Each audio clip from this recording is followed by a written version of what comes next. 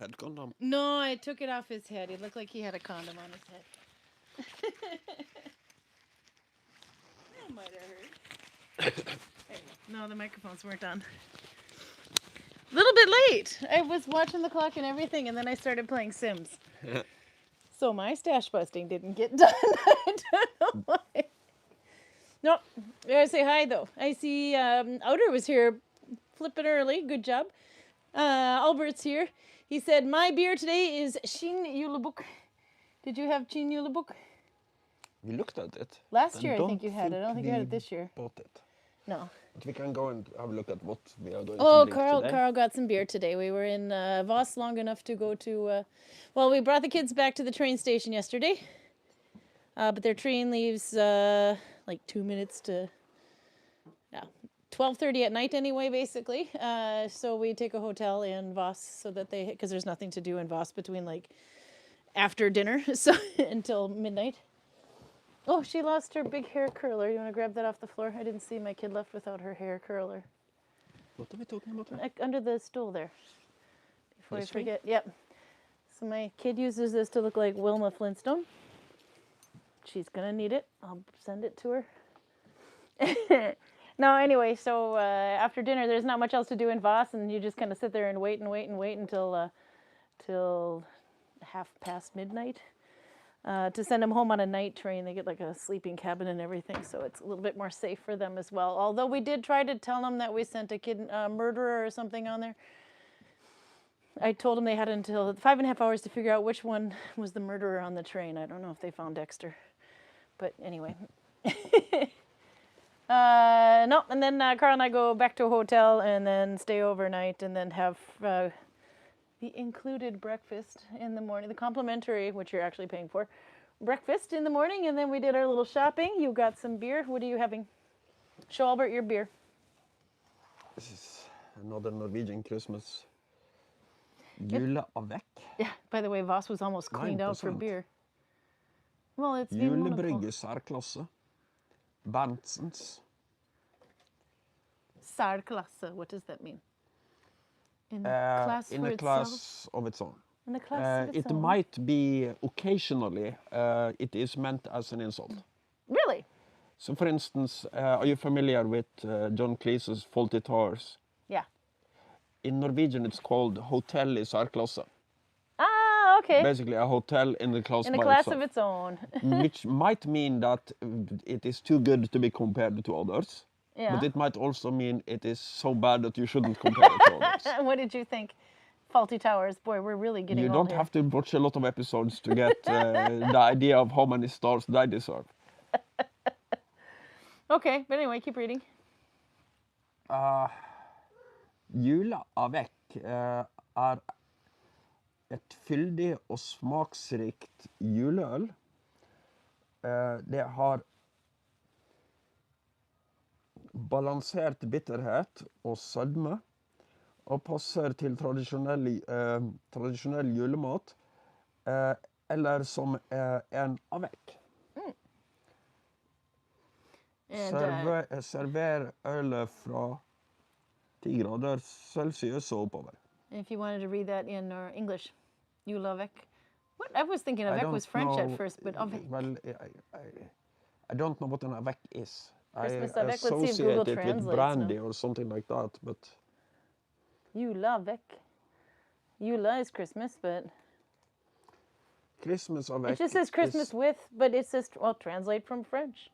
But it's a Norwegian beer, so why would you want to, translate from French? It says Christmas with, well, Jule with, Jule. Anyway, but what else? It is a... it's full and tasty. It has a balanced bitterness and sweetness. Yep. And it is appropriate with the traditional Norwegian Christmas food, or as an avec, whatever that means. Will this work with shirt bullet? That is not traditional Norwegian food. That is Swedish No. blasphemy. I'll turn it around so you can see it properly. Carl, we have microwave food because we were in Voss earlier today, which is about 40 minutes from here, but we took the public transportation, which means like 4 or 5 times a day we can get home, and that's it. But Voss, if you're from anywhere in the world, and most of Norway, you go to Voss to do extreme sports. It's the extreme sports capital of Norway, so you can do paragliding, which was going on today. You can do, there was a lot of skiers, some people on ATVs. Lots of stuff anyway that you can do there. But if you are from Gudvangen, you go there to buy alcohol because there's no alcohol in Gudvangen strong enough. And cheaper food. That's what we do. Yeah. Yeah. And drop off any donated crap you need to get rid of. Okay, so anyway. Discounts bin. But yes, this is straight out of the freezer, so I'm sure it'll be extra good. It is kjøttboller. We got this for Annette because she called them meatballs. Kjøttkaker, she translated to meatballs, and then that's where it all went downhill. So we had to show her what kjøttkaker really were. Now we've discussed this. It's like a meat patty, but it's smaller, a little bit more oval, a bit more like a cake. It actually means a meat cake. And then we showed her the raspaboller, which is a big dough ball of potatoes with may or not have some meat inside. This is the meatball. This is kjøttboller is the meatball. However, it says traditionelle kjøttboller i flørtesaus med potetmus. So it is traditional meatballs in cream sauce with mashed potatoes. Yeah, traditional for Swedish people. That's because the rest of the country would put spaghetti on it, spaghetti sauce on it. But no, you guys eat it with meatballs and like cream sauce. In Sweden, they have gräddsås, which is a bit more white. That's the same thing. It's cream sauce. But it's a little lighter color, though. Flöte or cream. Let's see. Let me show. That's what it is. And going out of date, so we got it for a good price. Potetmus. Potetmus. Okay, quit. He's making fun of my Swedish dialect. Potetmus. Potetmus. Moose. Pronounce that word. Potetmus. Potetmus. Potetmus is what I said, but no, I went Swedish with it. Potetmus. Okay. Traditional meatballs in cream sauce with... Potetmus will either be potato mouse. That's what he spelled it as. Potato mouse. Potato pussy. We're not going to have a... I think that's what he meant, actually. He said, I've heard of bolomus, but not potato.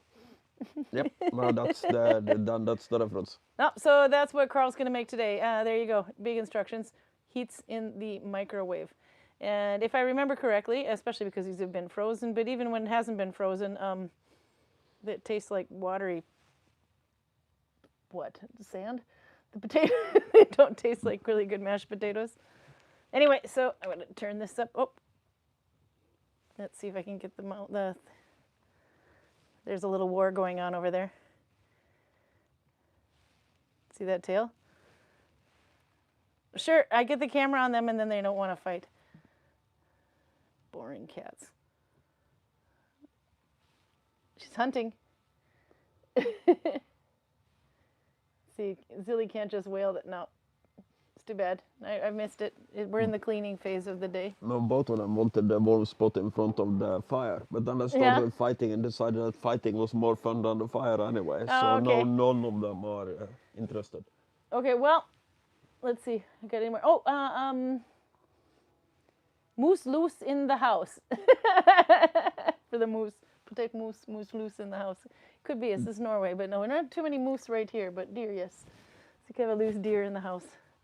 Annette says, but say it like the Swedish chef from the Muppets. Kjøttboller. Hoo-bidoo-bidoo. Kjøttboller. Du må inte stoppa kjøttboller i näsan, Marcus. Du må inte stoppa kjøttboller i näsan, Zizoda. Huh? Have you seen the Muppets? Yes. His version of Swedish then you take the meatball and you put it in the soup. I was singing the meatball song in Swedish. I have no idea who sings it, but it was when I learned it. Du må inte stoppa kjøttboller i näsan, Marcus. Means you're not supposed to shove meatballs up your nose, Marcus. I don't know why I learned that song in 1994. No, but... Du må inte stoppa kjøttboller i näsan, Marcus. There is some differences between the Nordic country. Yeah. In Norway, when a kid is like 10 to 12, you teach them how to ride a bike. Yeah. In Sweden, you teach them to stop shoving meatballs up their nose. And the thing is, he sings the Swedish with a German an accent too. Sån zizoda. Anyway. Okay, jag gissar vad de sa. Here you go. Anyway, good luck.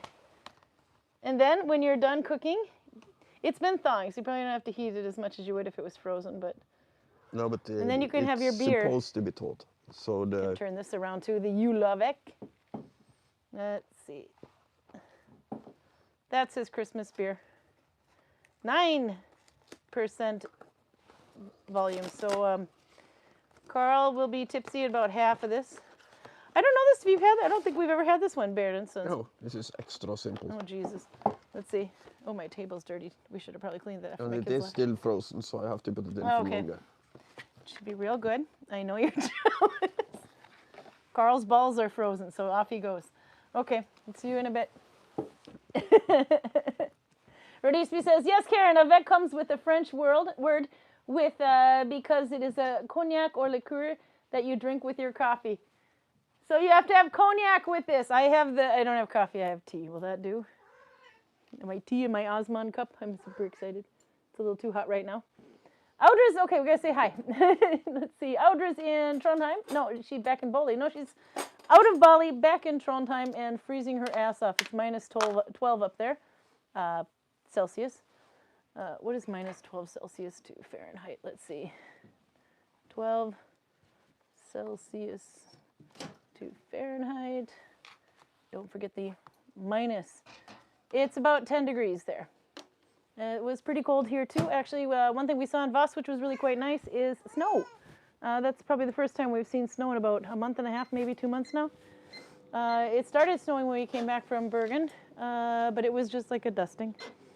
And that was on Monday. So in the last 4 days, they've got proper dumping, but you know, like one snow plow run and it's done. So it wasn't too much, but they are still making, he's playing with the sticks. But they are still making snow up on the ski hill, so if you're a skier, there you go. But I did see them parachuting today. I don't understand. Oh, this is weird. Okay, anyway, so Albert is having Chin the book. Robert Reynolds is here. I have to put on my great Outlander dialect. Robert Reynolds is here. He says, good evening, everyone. Cold and dry here in Glasgow. It was really quite sunny earlier today. We had sun. It was just flipping cold, so we decided to take showers before we left. Now we're freezing. Rhonda's here. She's waving from Denver, Colorado. We're waving from Norway. It's too dark to go outside and too cold right now. Yeah, with the house being left to the cats last night, it's actually quite cold in here, so they were all snuggled up to the heater. I mean, there's blankets everywhere, but no, they went next to the heater. But they're toasty now. We've cooked them. Anne is here from snowy Belgium. Let's see. Raymond says, toothpicks in place, smelling salts at the ready. It is 1:30 a.m. in Perth, Western Australia. I saw that Susan Clark had posted a picture of something called rarebit that you had in at the Royal Armouries in Leeds, Carl. Do you remember that? What? You had something called a rarebit in Leeds. I have to show you a picture of it. A rarebit. Yes, and I was kind of I had to look this one up too because let's see, I'm still in Google Translate here. Rarebit. It's rare and then bit bit. Because we were wondering what in the heck this thing was. It looks like it was that toasty thing. It looks like toast with cheese on it, basically. Oh, the food. The food called rarebit, yeah? No, I'm following. No, I remember. But then she writes, she made rarebit or Welsh rabbit, and I thought, maybe it wasn't just me, because I looked at this thinking, I kept reading, it says rarebit, but I keep reading rare rabbit. I don't know why, but there's no rabbit in rarebit, even then I don't know why they call it Welsh rabbit.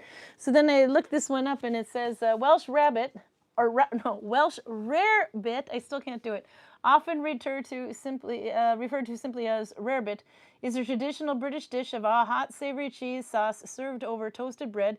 It is essentially an upgrade or fancy version of cheese on toast with a rich complex sauce. So the ingredients were typically cheddar cheese, ale or beer, mustard, English or Dijon, Worcestershire sauce, butter, flour, and some variations use milk or egg yolk for a smoother texture.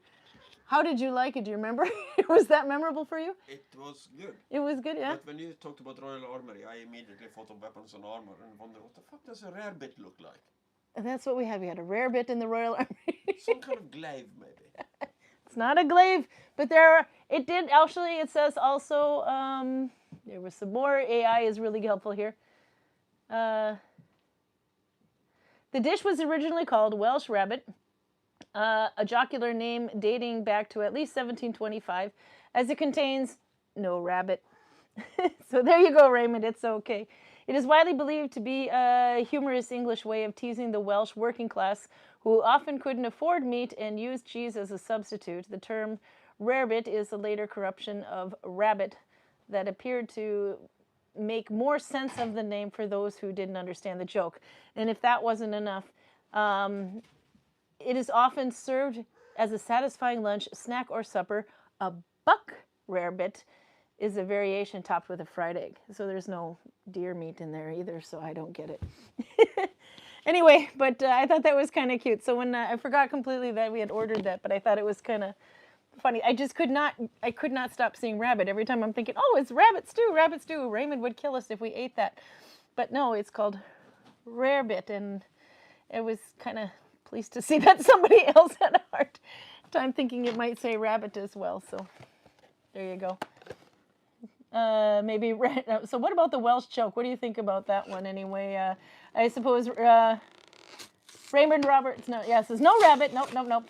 But if Robert is here, from Glasgow, you're here, yeah. Why are you picking on the Welsh people with the working class, and by saying that there might be rabbit in there, and there's not, it's just Worcestershire sauce and cheese. I'm just wondering. But no, it was good, but basically, in Norway, they call it toast. In the United States, it's closer to something called grilled cheese, but you only have it on one side, so maybe it's pizza bread. I don't know. But anyway, that was my fun thing there. Okay, continuing down. Let's see. Torben is here. Happy New Year, y'all. So Torben sent me some pictures, and my kids were here abusing my internet for the most time. And I don't know about you, but I am struggling like mad. I'm a heavy desktop messenger user, and that went away about a week and a half ago. And so now I have to like log into Facebook to see it, and then I can't just like alt tab and do all these other things that I used to do. It's the same messenger on your phone, but it's not the same on the desktop, and it's driving me up the flipping wall and trying to get used to it. Because it's like going old school messenger now. I'm kind of missing out on the. Let's see. But anyway, so he sent some pictures, and I have to see it. I missed a whole bunch of messages because my kids were here. And the internet was going like this. Okay, Carl, are you ready to see Torben photos? I'll check one moment. He'll check. His food went beep, beep, beep. He said, just remind Carl that alcohol removes natural tremblings and makes for a steady hand. How did your orc painting go, Carl? Carl failed at stash busting, and he's choking on his words over there. I think he's embarrassed.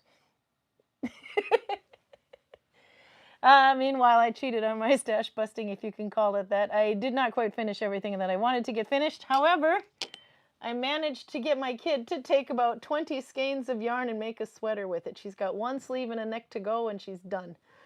It was really impressive to see. So I stash busted, but that's not the stash I was trying to bust. So I have a little bit more to do. I still have to work on finish off 2 hats. And then it didn't help that I kept picking up side projects. I did, crochet. So not Nalbinding, but it doesn't matter. It's stash. This is not the bag that I was looking for. Carla, making noises again. She's been good for like 4 days. We didn't hear a peep. This is the green bag that I was looking for. I have to keep my projects in bags so they don't snag on other stuff. This yarn was not meant to be, this is yarn that I had before, so that was good. Big hanks of it. It was Blarney Woolen Mills Aran hand knitting wool made in Donegal, Ireland. 100% pure wool. That is backwards, so it's not going to help you. 5.5 millimeter needles, UK size 5, US size 9. It was about 154 meters or 169 yards in length. And it was a 100-gram skein. I can show you that a little bit better. So my mom gave me a bunch of this. I was planning on plant dyeing it. That was the name of the wool. So then I went to our local yarn shop because I needed black in somewhat the same thickness, and then we went with Vams, Realm of Vams. I had to pick off, so but it's in here somewhere. Oh yeah, this is where Started and gave it 2 more minutes. Okay, Carl's food is still frozen. So I have some pictures to show you. No, this is where you try to find the middle of the skein, and then it puked. So now I have all this yarn on the outside. There it goes. So this is the one we decided it's a little bit fluffier, but it's the same thickness. But Rauma Vams, which is also 100% wool, Norwegian wool spun in Romsdalen. So I had to buy 4 of these, I think, to finish her scarf. Turns out I probably only needed 2. And we'll turn the camera back. Carl got a pussy.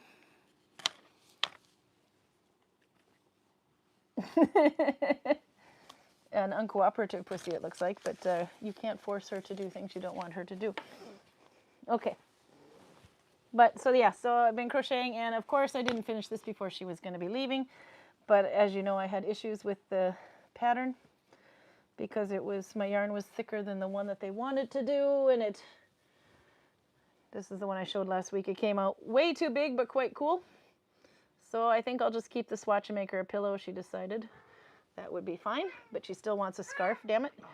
I liked that this pattern had the lines in between, but yeah, it turned out huge. If this was a scarf, and this is only how many keys? And how many keys are on a keyboard? What is it, 88 keys?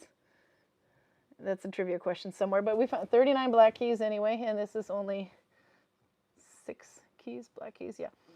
So this was going to be flipping huge. So we went back to the drawing board and found another pattern. You can look it up on YouTube. It says it's like if you look up a piano keyboard crochet scarf, it's the first one that comes up, and it says basic and easy. And she walks you through everything as if you never knew how to crochet before. And this is what it looks like so far. But I do miss the black lines in between, so I will go through and embroider them in between I can do one in the ditch there, and then on these ones I'll have to go down the middle. So I'll probably embroider on there, but I didn't quite finish it. I'm about 9 black keys short, I think, but it'll be a good length. But it would be nice if it goes around a little bit more. And then, of course, I decided to float my yarn at the top instead of cutting and doing this all over and over again. So, and weaving in ends all the time anyway. So it has a black ridge on the top part like a piano, but we're going to do a black all the way around. And she was going to have black fringes on the end. This would be fairly easy to needle bind, though. Actually, you just have to find a stitch that doesn't carry too much. So maybe a turning stitch or one with a twisted loop. But you can see with the crochet, it has like a little bit of, it's not a perfect square either. So, can I start stash busting now, says Anne Moreau? Yeah, no, absolutely. I'm going to keep stash busting too. She says, maybe I'll have something done by next December. You know, we're just, take a picture now, but don't post it until Halloween next year.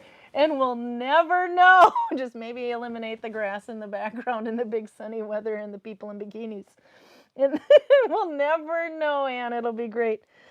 No, but you can always stash bust anyway. So this was not in my stash busting pile, but I had to work on this too. But yeah, and then I had to, that was priceless though. Not only getting rid of that, my favorite yarn, which actually isn't something I was too dire to get rid of, but she's a good cause, the twin number 1. This is twin number 2.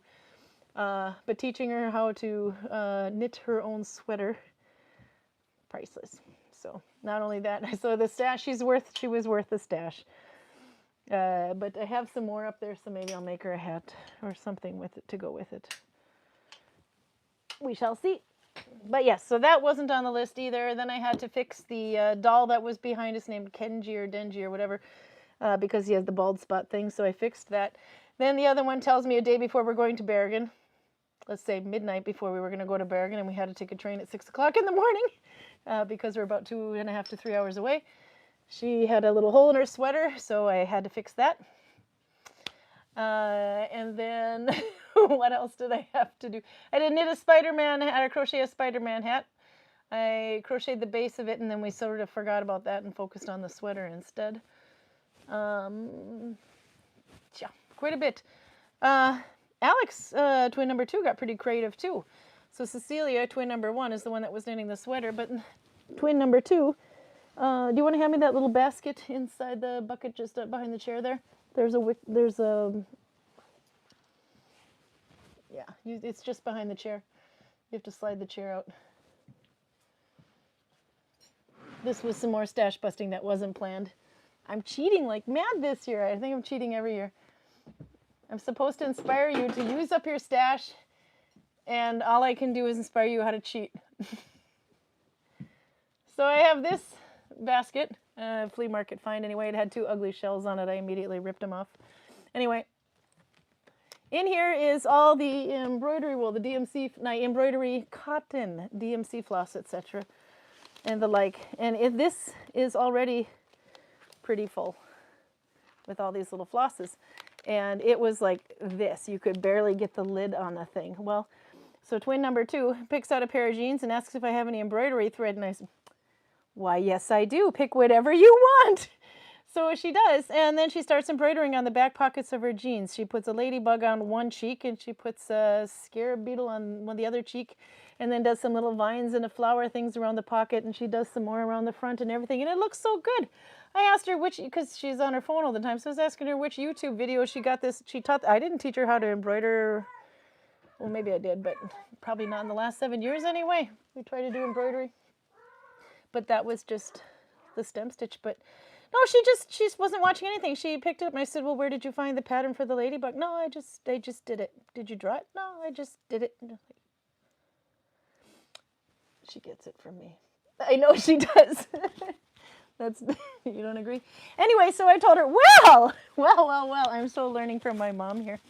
I'll get you a bag. I think you need to make a kit of all kinds of these strings to take with you so that you can keep doing this at home. Let me get you some sewing needles too.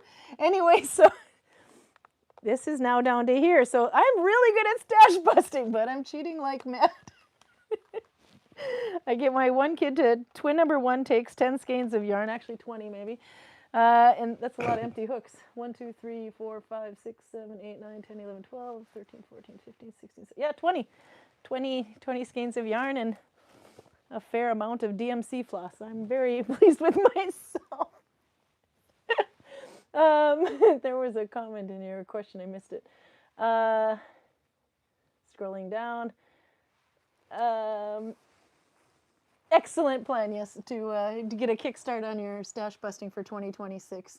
It officially kicks off on Halloween, but no one will ever know if you take a before picture in January and just don't post it. Let's see. My problem, says Nikki, is I'm making yarn as fast as I use it, if not faster. Oh, no, I make it faster than I use it because I make the yarn and then I go and do something else. And then I decide I need more yarn because I can't find out what I did with the first one, and then I go do something else. And then I got piles. Actually, what happened is most of the yarn, when I spin it, I tend to spin it way too thin, so I use it to embroider those sheep with. But the sheep that I embroider look better if the wool isn't spun perfectly, so then I take the nicely, but I'm getting too good at it, so the nice skeins, I just put them in the shop and get rid of them that way. Because God knows we have a lot of wool, sheep wool, in the village. Let's see. Rodisby says, I wanted to get a knitting machine as a Christmas present for myself, but couldn't find one that I liked. That ought to eat up a lot of my stash busting. You know what? Same plan. I had this plan. What's under the couch, Carl? It's a corner couch. What's under this part and that part of the couch? Really long, heavy boxes. It's a knitting machine. Oh. Tamara gave us one. Tamara, the one that we used to do that used to set up our online guiding, she was downsizing anyway and brought me a whole knitting machine. I'm like, here, take this embroidery of the world serpent. I priced it at like $2,000. And I think it was in the shop for one day. But when she gave me all this, and I'm like, because she was just happy to find someone to use it. And I thought, but I haven't had time to set it up yet because it is rather cramped in here. But, oh, I'm looking forward to the day. But it's a lot of equipment. So I'm with you on that one. I was like, yeah, no, I'll take a knitting machine. That'll be wonderful. I can burn up all my yarn on it. It's in a box under the couch. I have to fix that. Nikki says, my mom's cousin says there is supposed to be snow in Belgium. My stashing busting goes until the end of January. You may absolutely extend. Ooh, says Annetta, I've been thinking about starting embroidery again this year. You're inspiring me. Good. It's all supposed to be about inspiring me. I'm not getting shit done, but you're inspired. That's all that matters. Oh, but we have to do the embroidery. I have to pick up some of that too. Anyway, they've got hoops on the wall. It's now January, so I can start putting stuff in the store again. We sell things on commission. So I can sell my things on commission, but in Norway you can only sell a certain amount that way before you have to start declaring taxes on it. So the last month I couldn't really put anything in there because I would have to pay the commission fee and a tax on it, and then it would end up having to cost way too much to put in the store. So I had to stop, but now I have to make a lot more. Oh, Carl has food. Let's look at that, and then we'll get back to chat here because Carl's food is getting cold. Okay, so Carl, would you like to explain this lovely cuisine you have on the box placemat? Yeah, you have seen the Norwegian food now. I know you see the Swedish food. Is this Swedish? Are anybody in Dalton who is the richest country in Radisby, is this Scandinavia? Swedish? This is a meatball, by the way. This is actually a normal size meatball. There is one thing that has balls that are smaller in that way. I bet you're all wondering now, pregnant pause. No, a sod has smaller balls. Sod, S-O-D-D, the stew kind of thing. Yeah. It has little meatballs in it. Anyhow, continue. Discuss your balls. There isn't that much to say about it. It's the same thing as a Norwegian kjøttkake, just smaller, because Swedish. But it's round. It's not oval at all. It's round. This one is kind of round. It's a little lumpy shape. It kind of looks like an alien head. Or, you know, like maybe one of those, it's like a skull. Hello, my baby. Hello, my darling. Hello, my good time. No? I watch Spaceballs. Okay, fine. And then, yeah, that's true. Where is the lingonsylt, says the Swede. And this is your mashed potato. This looks just like American microwavable mashed potato. I'm playing with your food. Eat it. Let's see if you like it. I have to see. And yeah, where is the lingonberry? Didn't you have lingonberry? Nope, this is all that was in the bag. That's why it's Norwegian and not Swedish. Here. Let's see if he likes it. Carl, the iron microwave chef. Don't put iron in the microwave. I told you what my niece did, right? No? Oh, yeah, you did, but tell them. Now she put a fork in the microwave, and it was lightning and thunder in the microwave. Yeah. And her mother said, I've told you many times not to do that. And she said, yeah, but you tell me all sorts of shit. I didn't know that this one was serious. Her mother being your sister. Yep. Yep. All right, let's see what he thinks. It's going in. Will he eat it? Will he survive? Will he turn Swedish? You know that I eat everything. Yes, but you're ruining the suspense. I'm trying to create a dramatic moment here. Look! Kan du svensk nå? Nu? Can you speak Swedish now? Gonna make you laugh till it comes out your nose. What do you think? It's pretty uninspired. I don't know if that is because it's Swedish or because it's microwave food, but it is both, and none of those things are good. Now, you may think he's being mean to the Swedes, but it's a bit like the Minnesota Vikings and the Green Bay Packers. They are not meant to get along, but they kind of do. But they can't admit it to anybody that they like each other. Where's the beer, says Audra? Well, at least the bear is Norwegian, so I have a little bit more hope for that. Beersies, says Nikki. You need beer. I'm curious to find out if there's any citrus in your Christmas beer. Citrus, I'm not afraid of. And right. Here's your scan glass. I forget where this one is from. I'm a little bit worried that it might have this cognac barrel taste that I don't think should be on bear, but let's see. Yeah. I like the color. Most of the Oh. Christmas beers have had this nice Smells promising. muddy brown, but even the foam is brown. You're not supposed to drink it that fast, Carl. It's not lemonade, says Anne Moreau. 9%. It's good. It's surprisingly mild.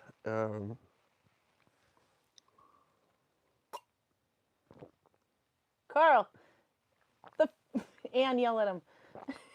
Tell him it's brown foam. It has brown foam, yes, but not the kind you're thinking of, Novia. It's actually very good. Carl, that's supposed to last you all of YouTube. Too bad seems to only be available in Christmas. This was actually... Coffee here, says Nikki. I think my kid coughed less last night. Novia says, yikes. Actually up there. It's good. Yeah, but don't slam it then. Sit and enjoy it. You have like... Okay, no, you can continue to enjoy your Swedish meatballs.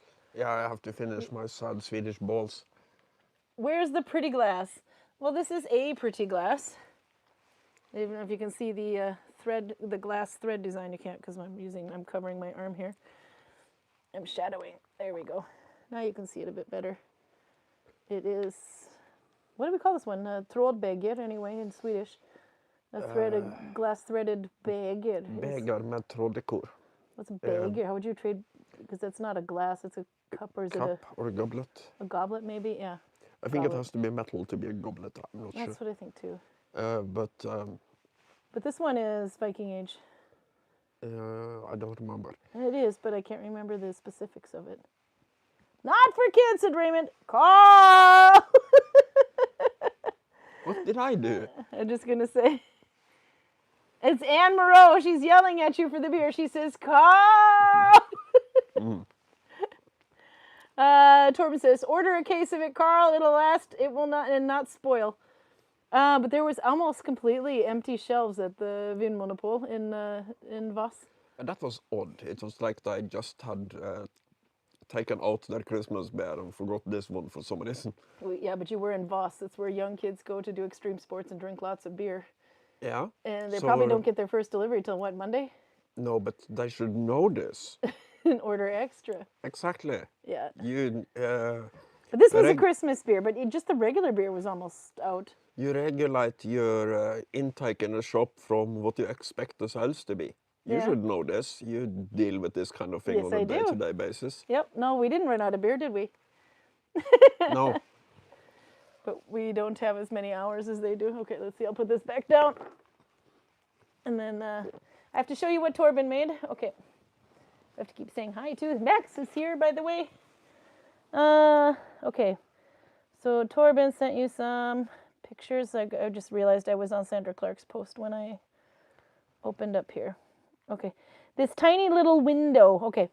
Yeah, so just remind him that alcohol removes natural tremblings and makes a steady hand.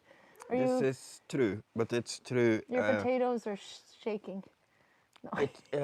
If you are a competitive shooter, for instance, landskytterstøvler, their doping test includes beer. Yeah. So if you have like 1 pint of beer, you shoot better than you do if you don't. I'd be on the floor. Okay, he said, yes, I was so behind on this. Christmas for the robotic gray god. And it's Necrons. Something, Loku, something the Destroyer. One Citadel miniature figurine. I'll show you. Let's see. This is what he got. Outland for 285 kroner. Whoops. He didn't spend as much as I thought. There you go. I dropped the microphone thingy, so it's pulling. That's what Torben got. Torben. Okay, and then we'll see what else he wrote. What do you think of it? Do you think he did it any justice? Putting it together? Remember, he's got 2 small kids. They like to crawl on him. He also likes to have gin while painting. Let me see the picture. Sorry. Because the thing in front of the box isn't the thing in the box. No, oh, sorry. The thing in front of the box is... The things outside the box are worshipping the thing on the box. The thing on the box looks like it has 6 huge tanks. I gotta look at this. My kids like to eat parts, he says. There. What is this thing? It looks like it's got 6 long barrels of green goo. Yeah, the Necrons are very good weapons. It looks like he has Asian-inspired armor, too. I would say more African inspired. It's they are basically Egyptian. Oh, we solved that problem, by the way. We found out that the quilted armor, for example, it goes over the chainmail. But they also have a layer underneath it. Let's see. Oh, Susan's here. She says, hello, how's it going? We're good. We're just going to turn the camera around. We're looking at what Torben got for Christmas. He's in the chat. Usually bitching about the postal service not delivering his stuff on time. Meanwhile, he is the postal service. Oh, and here's another one. What do you think? He's got a Christmas present, but maybe he opened it early. Oh, that's a cool little drying trace system he's got there. I got to show that. You can, did you laser cut this thing? He's got this really cool, so you can control the height of it and everything and put all his figures on it. Oops, sorry, turn this way. You were saying, Carl? I don't remember. No. There's a green weapon in there. Okay, I'm going to shrink my screen up again. The Cabinet of Gray, he calls it. We got a wall of gray over there. And then we have a wall of unbuilt things. He said, for those who claim Necrons are just metals and greens, this is my way of painting one green orb. And then he's got his colors on there. One moot green, and dark angel's green for the glaze. And then moot green dB. 4 is flash glitz yellow dB.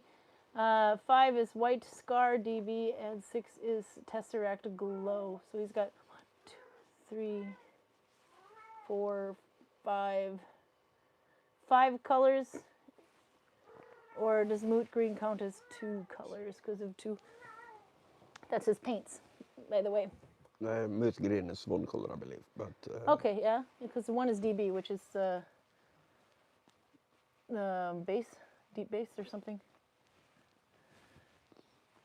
The other one he's eating his meatballs. He's got a mouthful of Swedish meatballs. He's got a mouthful of Swedish balls. Let's just leave it at that.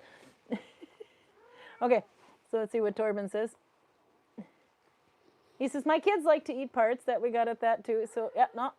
And cool, we got, now, says Nikki, we need orcs eating microwave balls, Carl. If you were an orc and you were eating a microwave Swedish ball, how would you do it? I don't think I would bother to microwave it if I was an orc. I can digest practically anything. Really?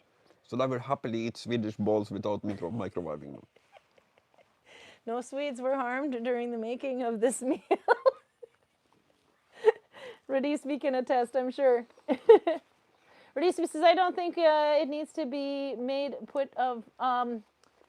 I don't think it needs to be made out of metal to be a goblet, but it would need to be a foot. It would need a foot. Yeah, that's what I thought. It would need like a base to be one, I believe.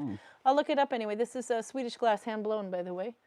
Yeah, but I think it is, the actual work is done in Czech Republic, I believe.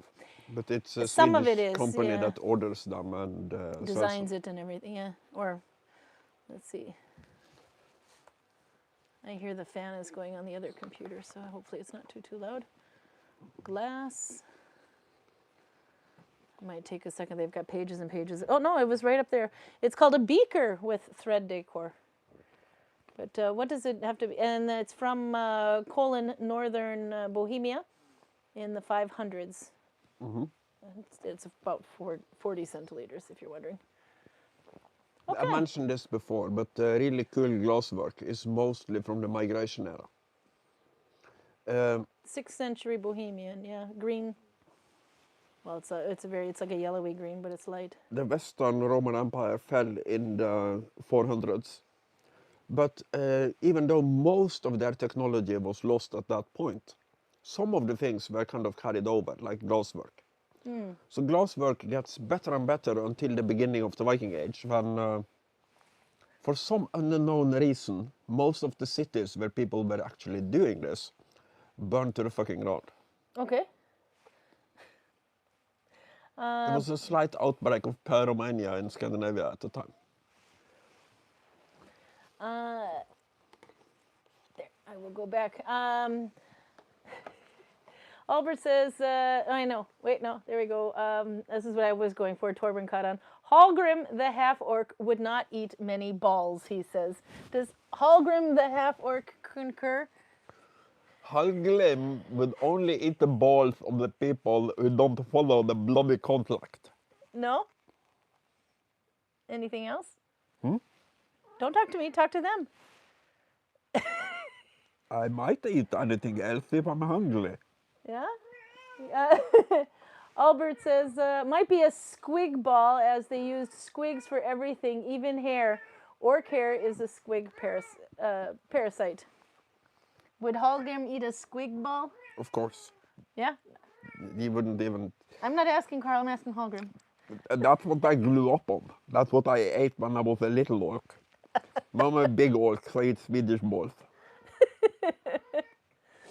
Okay. There you go. You're welcome, Torben. He says, Hallgrim! Oh, especially for Torben. Albert says, oh no, I read that about the squig ball. Yeah, I saw that you had one of your squigs has, it's like this snail, maybe, but has 2 feet. And it's like this long wisp of hair anyway, so they would take it, they'd stick it upside down, and then they'd have this hair. It looked like they would have some sort of hair. It's like orc hair implants, but yes. Or extensions. If they're not happy with their hair, they can just wear a squig. It's like a parasite. You have a little squig that basically sucks itself to the skull of the orc and lives off blood and so on, and just is very hairy, and the orcs think it's a good fashion accessory, so they keep it on. There you go. Here, I got a picture of a squig for people who don't do Warhammer, normally me. This is a squig. And sometimes they have like hairy tail, looks like, so they'll wear them upside down as a, there isn't a squig wig. Anyway, so yeah, no, it's got teeth, this snail looking thing. Kind of cute, huh? We might have to cut the wick on that candle. There's a candle behind us that's like a flippin' torch at the moment.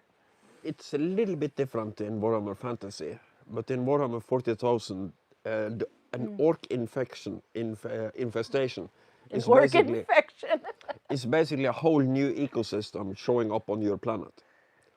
So if the orc spores, because they are mushroom people, show up in your ecosystem, occasionally there will be squigs. Occasionally there will be grots, occasionally there will be snotlings, and occasionally there will be orcs. The orcs eat the snotlings eat the squigs, and it's basically a self-sustained system in every way. They will also happily eat everything else that turns up on this planet. And the more of them there are, the smarter they are. And the more of them there are, the more fighty they are. And every time you kill one, he dies, and then the spores just go into the atmosphere, and new squigs, orcs, and snotlings are kind of born in the bogs around your planet. There was, Annette had said this is a bit earlier, so well, happily you've updated it. She said, finish those sad, small Swedish meatball, Carl, and meatballs, no, sad, small Swedish balls, Carl, and have sympathy for the Swedish women. What do you think of Swedish women? Could be watching right now, just so you know. The ones I've met are pretty nice. That's good. They didn't like date you and move to the north of Norway? No, I haven't banged anything on that side of Kjølen. Let's see, then there was...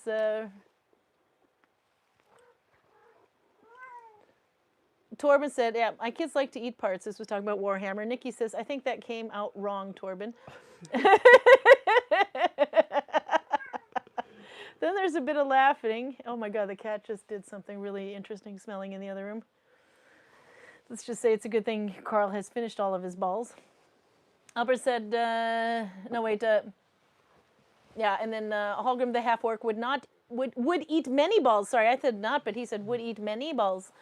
Radisby said, I wouldn't let an orc near my meatballs, too many teeth. And then my kid is, Nikki says, my kid is obsessed with making lampwork beads. Those are balls, I guess. And Torben says, I walked right into that one, Nikki. Parts from the Warhammer figurines. Figures. And then Nikki reminds him, don't feed the little kids small parts. And then, of course, Torben got a little excited because they made you do Hallgrim. And then Nolvia says, oh my, Carla sounds concerned. Yeah. That's where the concern came from, I think. And Torben says, now my eldest started Tau Warrior number 3, 9 more, and his kill team is ready. Oh my God, he's ahead of my kids. How old is your child now? 3? While Dad is sitting, waiting to use his own paint station. Ha ha ha. Albert says he chose Tau. That's, you know what? The funny thing is my kid chose Tau as well. Cecilia did. Yes, kind of indirectly. She chose... they are not actually Tau. They are like mercenaries for the Tau. Oh, okay. What are they called again? You have to show them a picture in your book there when you're... Just to try to get you to slow down on your 9%. That's so good. Oh, God. PJ says, is the cat in heat again? No, she was like really quiet for 4 to 5 days. I don't know how in the hell. She might be. It goes so fast with her that I just don't know. Oh, but she was like so quiet. First, my kids were like, Mom, can she go in the other room? And that was like on day 2. Right now she is quiet and cuddly. Yeah, she is. Let's see. As you see her. Yeah, there we go down. And it's slower. There it goes. There. But as soon as she puts her feet on the ground, she will start to go meow meow, meow meow meow. Yeah, this is true. So you better pet her. Cuddle the kitty. Let's see. He chose Tau, said Torben, because his father bought them for him, for himself, but did not like them. Very, very shooty. Chose would be the operative word here. And then he was talking about Kroots with the hair thing. Kroot, yeah. Oh, the Kroots that you were thinking about, yeah. The Kroot is what Cecilia had, yeah. I have to look those up. They are mercenaries, usually working for the Tau, but they can theoretically work for anybody. But it's not like orcs, for instance, would pay anybody else to do their fighting for them. Oh yeah, I don't know what the hell I was thinking of, because this is... Everything I see on Tau looks slightly robotic. Yeah, is that correct? They are fish people with weird nostrils. They can't really fight in person. This one here, he looks like a RoboCop of the red kind. Oh, here. There's the Tau versus Kroot. This is exactly what I was looking for. Okay, yeah, no, my kid went for the Kroot. They like the lizard-looking people. In Tau... Well, you can read the differences there. I can't really see the writing very well. Anyway, so there you go. For those of you who didn't know, like me, that's a Tau, that's a Kroot. The difference is so obvious. They're both the same color, and they make her socks, Samaro. Okay, let's see. Yeah, so that Carla can have socks, and then the minute her feet touch the floor, she'll be in a better mood. Might actually work. Okay, Carl, you drank your beer way too fast, and your balls are all consumed. It's a new month and a new year and a new stitch. By the way, Ashley in the other Nalbinding group, I don't know if she did it in the international one, but I'll copy it over.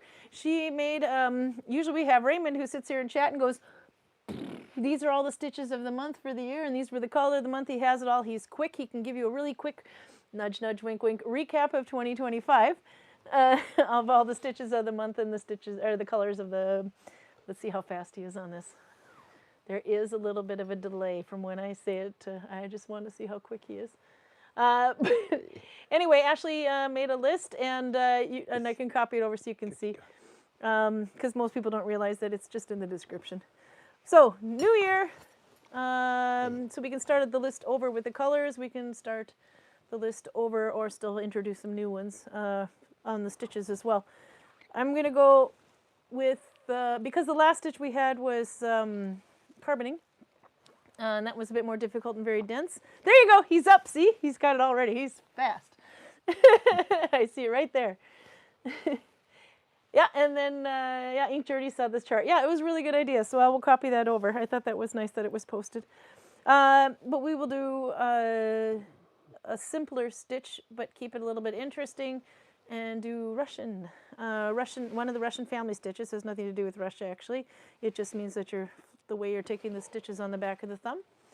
There's the Finnish stitches, like Oslo is 1 + 1, is represented by 2 numbers, but this one has, Dalby is 1 + 1 + 1, because there's loops flipping around. Now, in the needle binding universe, telemark is in Russia, right? Telemark and Dalby are related, but yeah, it is actually, because Telemark is one mistake away from Dalby. Don't tell Putin, because then we have a problem. Okay, I won't tell Putin if you don't. No, anyway, so I thought we'll do the Dalby stitch. We have done that, but not this last year, so it's been a while. And color is teal. I don't know. I saw I went with green last January, so I must have been thinking the same thing. But January reminds me of the Northern Lights. Why? I don't know. They come in all sorts of colors. They're not necessarily green. Mostly greens, purples, and reds, but it's like kind of the darker, richer jewel tones, which is quite cool. But yeah, I know they come in white and there were some really nice. Anyway, so I'm going with a multicolored one. If you do not have teal, you can just do a blue and a green combo on something if you want. This one's got little hints of purple in it, but it is a changing yarn. So it's like teal, then it's kind of like a bluish. It is also very important that you go to your local yarn store and insist that they get your Northern Light colored Malabrigo yarn. Oh, they probably have it too. And then you have to use your... You joke, but it's probably true. There is actually one called Northern Lights, but it's not Malabrigo. And then you have to use your Hyundai needle binding needle. Malabrigo. Let's do with Rios. Rios is nice and thick kind of color. Let's see. If we go to Malabrigo, Rios, and we look up the colors. Okay, yeah, no, we will find it. I don't know why I chose Rios. You can do Rasta too. That's thicker. But look, see, that's kind of like Northern Light yarn. This one has teal in it. It's called Celestina. And look at the colors of Malabrigo yarn. It's so nice. It's so expensive. It's so worth it.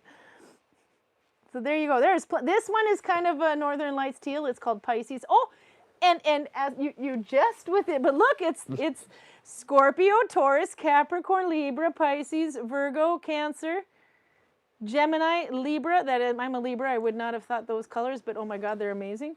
Aries, Sagittarius, Aquarius, and then we get into flowering: Celestina, Daphne, Gardenia, Magnolia, Rosalinda, Belinda, Sahara, Melissa, Delphia, all types of different flowers.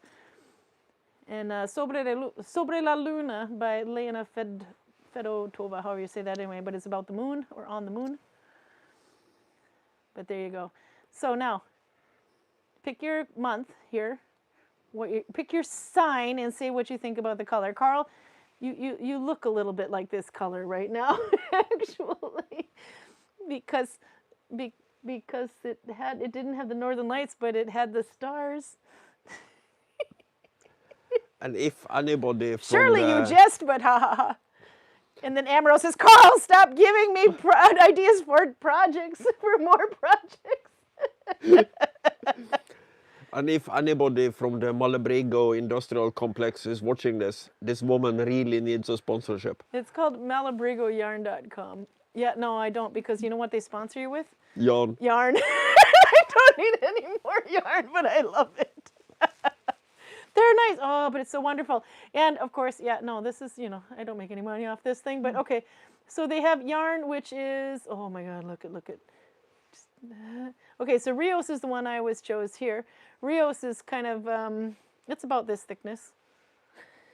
But if you want to go with a fatter yarn that's really wonderful to do like quick Oslo projects, Rasta is the way you want to go. Look, oh, see, there you can see in the picture how thick it is. But it's really good for a fast Oslo hat. And look at the colors. Madre Tierra, Mother Earth collection. Dreamscape, Navigante, Plumage, Dancing Leaves, Amphibian, Woodland. And then you've got new colors in rust. Oh my God! They have teal. And then Eclectica, Aquamarine, Mercurio, English Rose, Rosalinda, Marte, Neptuno. Oh, look, we got a moon. We got planets in here. She's going to take a while. This is going to take a while, he said, yeah. No, oh, look, there's more. Getting so excited. But this is a really nice thick yarn. It's expensive as hell. You'd probably only need one skein to make a simple hat in Oslo stitch. As long as you tighten to your thumb. The tightening to your needle might use it up a bit faster. Speckled yarn. Oh my God. I see so many things that work in the Northern Lights spectrum here. I can't believe it. I slept like a drunken zombie, says Max. See, and I wake you up with yarn. No. We're trying to burn our stash, remember? No, actually, stash busting is over. Time to buy new. That's your reward for finishing. Should we look at the stitch of the month while you go out? Or Yeah. you sound like you need a 5-minute break? I kind of want to go out, but then again, I have this. No, you don't have it anymore. You dropped the... Don't drop the kitty. It's a weird thing with this cat compared to the other two. She's like liquid. Whoops, When the other two are snuggling, they are facing me. Yeah. But she wants to look at the room, so she is always facing away from me when she is on my lap. Yeah. I try to convince her otherwise, but every time she sees my face, she's basically going, okay, this is wrong, and then she just runs off in a random direction. Mm-hmm. They got into the yarn, by the way. Nolvia says only fire signs should be red. Yeah, right. Not the scales of I can't quite decide on what the hell I'm doing should not be red. You would think that would be blue. Or I think it's amethyst or I don't know. I never know what the heck it is, the stone thing. Anyway, and then Katie Erickson is on here. She says Pisces is gorgeous. I know it's. It was the Pisces watercolor. I just have to see. I would hope it would be. Pisces was. Oh yeah, no, definitely water sign. It's got a bit of a mermaid look to it. Stash busting in December, stash building the rest of the year. I like the way Raven says that. Okay, now we're going to play with the Dalby stitch. Dalby is the easiest of the Russian stitches, which is nothing to do with Russia, just it's a 3-step stitch. I have no idea where this yarn came. This is my mom's stash yarn that I brought back probably two trips ago. Okay, my table is a mess. And everything in this light seems to be very dark looking. Let's see, move Carl's stuff. Okay. But yeah, this one is going to be, you could go thicker than this. I almost would. I'm just going to make a pouch, but I'm not going to make a round start this time. I'll make a round like that, kind of a flat pouch. But you can see the weight of it. This would, I wouldn't go thinner than this. But I am going to go F2 with an F2 connection just to try to make it a little bit thicker. But okay, 1 loop on your thumb. You can start in many different ways, but this is how I'm doing it. I need 3 loops. 1 plus 1 plus 1. So behind your thumb, go under everything. If you're new to Nalbinding, your yarn has to go around your thumb. No shortcuts, and you catch the new loop under the old. Okay, I probably have too much yarn here. There we go, but I need 3, that's 2, so I want to go under everything one more time. Hold the tail out of the way. I have definitely a lazy amount of yarn here. Okay, 3. And if I take this last one off and pull a little bit on the tail, it makes it a bit shorter. Okay, so you have 1 on your thumb. That's the first one. Well, when you count 1 plus 1 plus 1, you're counting this way. 1 plus 1 plus 1, but you're working at different order. So you take this second loop, you go and lift it behind the other loop, the third loop. Pick up the third loop from behind, and then go back and scoop up the second loop. And then you go under the first loop and under the leader yarn, and that is Dalby. When I was saying that telemark was one mistake away, sorry. This is the other thing too, is you don't want to mix up these loops on the back of your thumb. This is my new third loop. This is the very first one. But if you kind of pull on them here, you can see 1, 2, and if I pull on this one, I'll see that 3 is there. Okay, so I have a candle over here, and it's like slightly pissed off at me. It must be a fire symbol. Anyway, I'm going to blow that one out. There we go. It was looking a little scary. Okay. See you, Suze. Okay, we're going to be doing this stitch all month. So anyway, second one, lift it up. Go and pull it. Go behind the third loop, pick up the third loop from behind. Then go back and pick up that second loop again. And then go under the thumb loop and under the leader yarn. If you want to do telemark, you go over the leader yarn. That is the only difference. Telemark has a little bit more of a ridge to it. But I'm going to do Dalby, which is under. So that's what I mean when I say it's only one mistake away. And I have to make a pretty decent size chain of this. We're going to just go at normal speed now. So second one goes up, pick up the third from behind, go back and pick up the second. Some people will do this, by the way. They'll go out this way to pick up the second. That's not doing a damn thing. You literally just left your stitch behind. So you have to kind of hold this third one out of the way when you pick up the second one again. And then under the thumb loop. I don't know why I have a tendency to take the work off my thumb. You don't have to do that. You can leave it on your thumb. But I see that in the beginning you might have to kind of make sure your third loop is identifiable. It's way over here for some reason. Let's see. 1, 2. Is that my third loop? No, that's my third loop. They can get out of order, but again, if you pull them, you'll see 1, 2, 3, but you're pulling it on the right side of this string. So there we go. Okay. There. Lift the second, pick up the third from behind, go back, scoop up the second, and then go through the first. This sounds like a big orgy. You gotta have a sense of humor, otherwise this stuff will frustrate the crap out of you. Okay. So,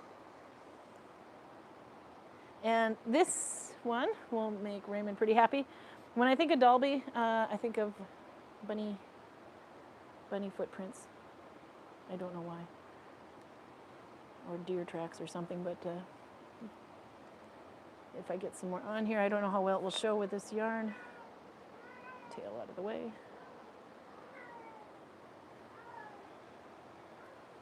Let's see. Now I'm just thumb tensioning this. You can needle tension it, but you'll see why I wouldn't go thinner than this yarn. It's a little contrasty here, but you can see through it. So it is a bit thin and a little on the see-through side. You can see it better. You see the little bunny tracks in there? It looks like bunny hopping. You've got like the side of the road, the side of the path, and you've got these like little footprints. That's what makes me think of Dalby anyway. If the beginning is ugly, you can pick it off, you can pull it tight. If it doesn't work, you can try to unpick one stitch and then pull tighter. Bunny! See, I knew he'd be happy. Ah, Lucas is here. Now, see, notice I didn't call you Najwa today. I had so much fun with the carboning stitch, Lucas, that I think I have to do a dense stitch next month because I really enjoyed using up that, using some of that embroidery wool. It was actually slightly thinner than this wool.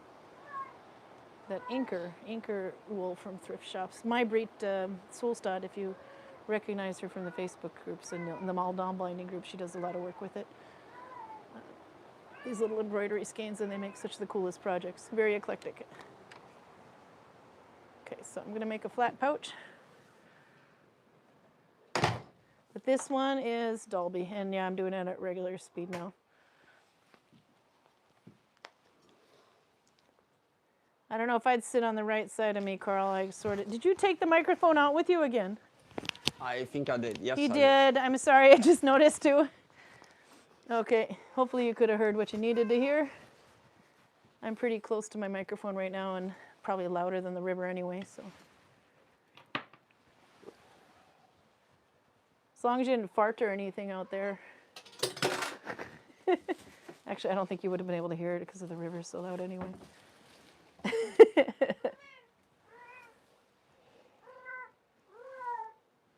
Oh, I like the ASCII Raymond is putting in chat. Okay, I want this to be wide enough for a phone to fit in this pouch. So the second and third row will naturally get smaller in Nalbinding because all the loops are not locked down in every direction yet, but after 3 rows it will be. So that means I have to make my project a little bit bigger to compensate for the shrinkage. There's an innuendo in there somewhere. Rushing water and yodeling was all I heard. I like it. It was Nolvia. Okay, so this is how big my chain is now. I look like I fucked up something there. It might just be my tension. I think that's just my tension, but will it drive me nuts enough to fix it? I do not know. Let's see. Pull that one a little tighter. Pull that one a little tighter. And the end one.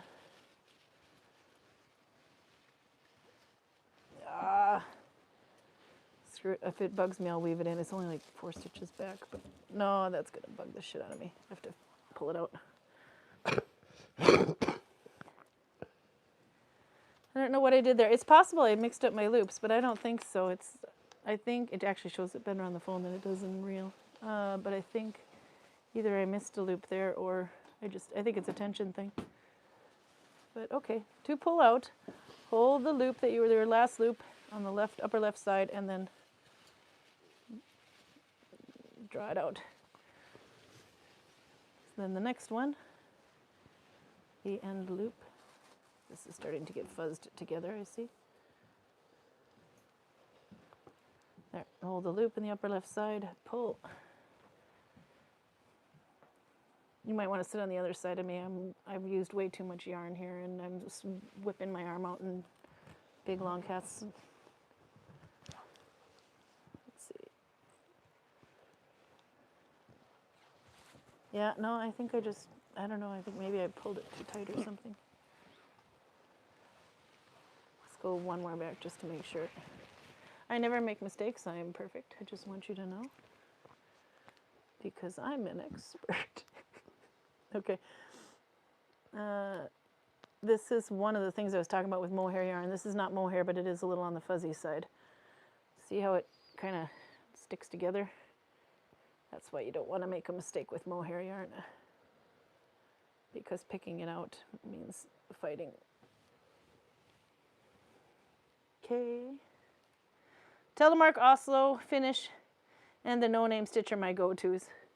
Yeah, this one, Dalby and Telemark, pretty much the same, but I think it's because of all the Finnish stitches where I tend to go underneath that one that I tend to use Dalby more than that. But Dalby is a nice flat stitch. If you're ever considering embroidering on top of Nalbinding, Dalby is a really good one for that because it makes a flat surface. Let's see. My yarn was, there we go, up and around. And one more. Now you don't have my phone in front of me, so I'm using my phone so you can't see it. But, yeah, whatever the hell it is I did, I fixed it, so that looks much better. My OCD is more pleased with me. My phone is, oops. My phone goes to about here, so this is going to be definitely big enough. Now I could join this in a ring and continue to go around and around and around and then just stitch the bottom together.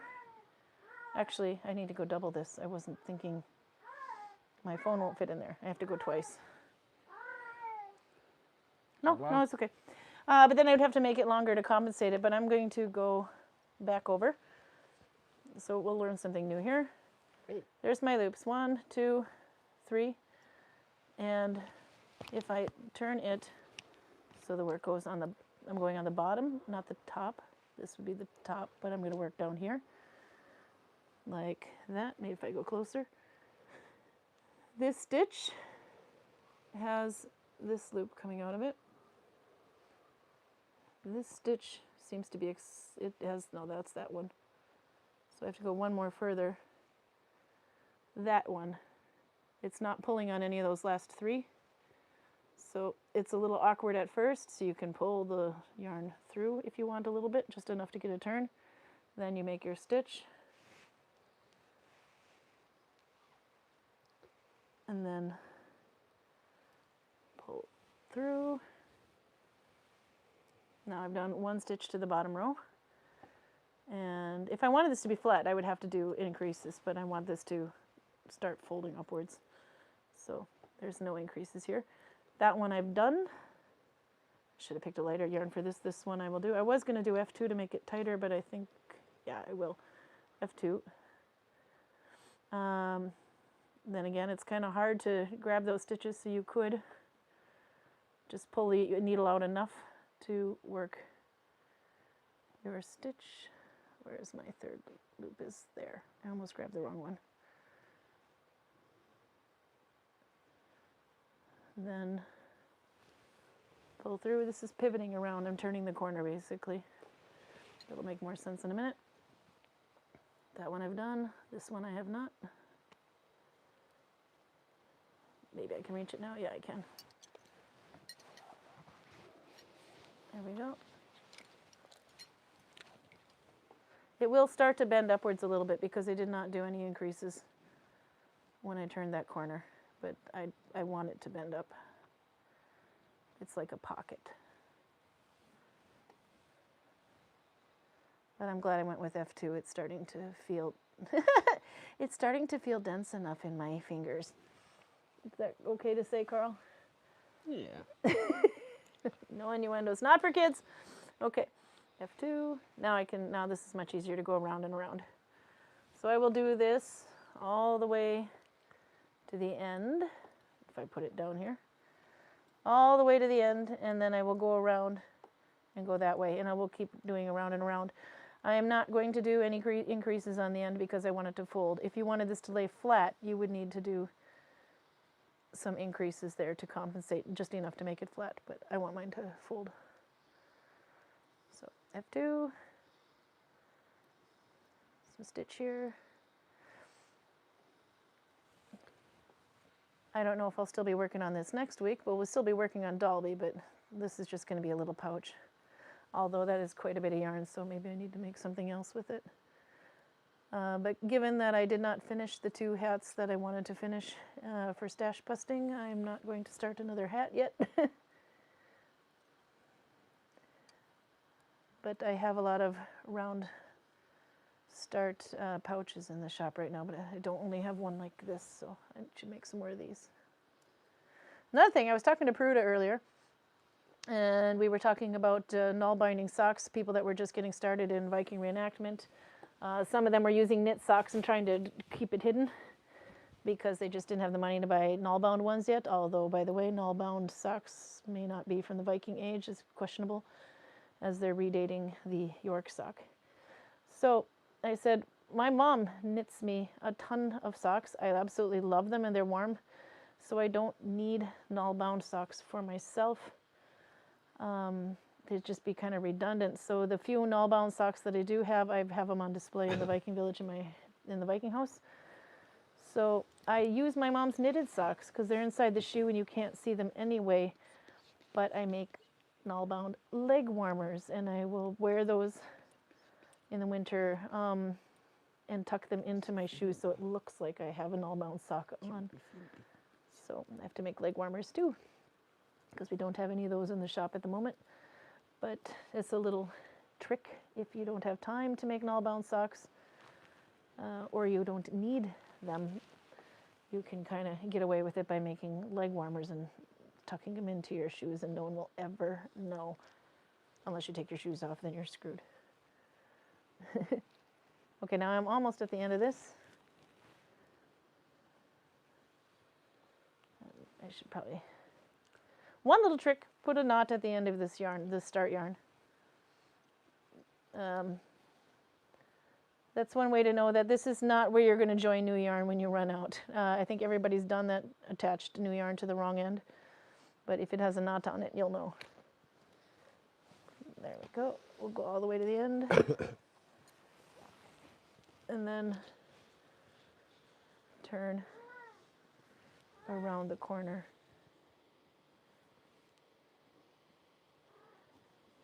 And this is an oval start. I'll catch up on chat in a minute. I can't see it, but Carl might be. Oh, Carl's reading the chat and giggling like a schoolgirl over there. What are you guys doing to him? Torben has. I'll make some popcorn. Yes, Torben is very good at Nalbinding. Super geared. He's obviously here for the Nalbinding, not for the orcs or Hallgrim. But I'm. What are they talking about? Lube and Vaseline? I'm uncertain. I came in the middle of this. So Okay, well, if you need to scroll, use 2 fingers to scroll. Carl's. I gotta read the chat. Carl is giggling like a schoolgirl over there while he's watching this. But this is the first week of January, so this is the first time we're showing the Dalby stitch. So it's a little bit more intensive. By the way, if you think, this is another thing you can do. If you have a hard time mixing those, you can actually take this one, the second loop, and put it on your forefinger, and then pick up the third loop from behind, and then scoop that needle up, not loop off your forefinger again and finish. That's another way of doing the same thing. I'm not going to do that or too many times here, because I'll mess up my gauge. It'll be a bit looser when I do it that way. There. Okay, one more, and then we'll see what this looks like. But now this middle row, because now there you go. So we started here. I hold it down. Started here, went all the way down here, turned the corner. You can see it's bumping up because I didn't increase. And then went around here, and it's bumping up on the other end because I didn't increase. It seems like I might have one loose thread there. That's probably the one where I showed something different, but I can also weave that in. But there you can see that it now looks kind of like a boat. And it'll be a pocket the whole way up. Now in one more row I'll have a truer size, but this is about... Okay, so there's room for an iPhone and a tube of lipstick, or chapstick because you're Viking. So that's about how big this is going to be. It might get a little bit smaller as I do one more row, but technically this first row here is now stitched in all directions, side to side, top to bottom, bottom to top. All right, Carl, giggling, what do you see? Well, you accidentally put a can of Vaseline in the shot. Oh, yep. That seems to be the root of evil. I suppose you're wondering. Look, there's plenty left, so the party will go on. Well, for one, I got a cold sore just in time for Christmas, but that only lasts a little while, and then it's nothing but dried out skin, so we have to have some of that on the lip. Here you go, you can watch.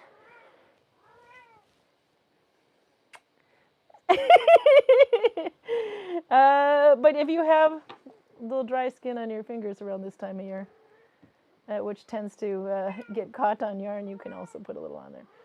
Should always have a little Vaseline with your yarn. And if the stitches are too fucking tight, and spice things up, Tiger Balm. Okay, continue more, Carl. It works against anything that is too fucking tight.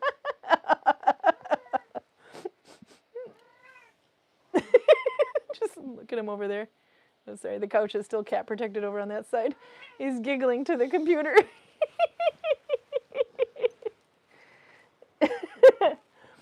What else you got? Do not recommend mixing Nalbinding and Vaseline. Haven't tried it, said Nikki, but it could result in a big sticky mess. It could be a very lubricated mess too. No, but if you have to use it on your fingertips, yeah, maybe let it absorb first and then. I thought I had a, let's see. Yeah, like right on the edge of that finger is a little bit on the dry side. I could put some Vaseline there. But yeah, Vaseline or chapstick.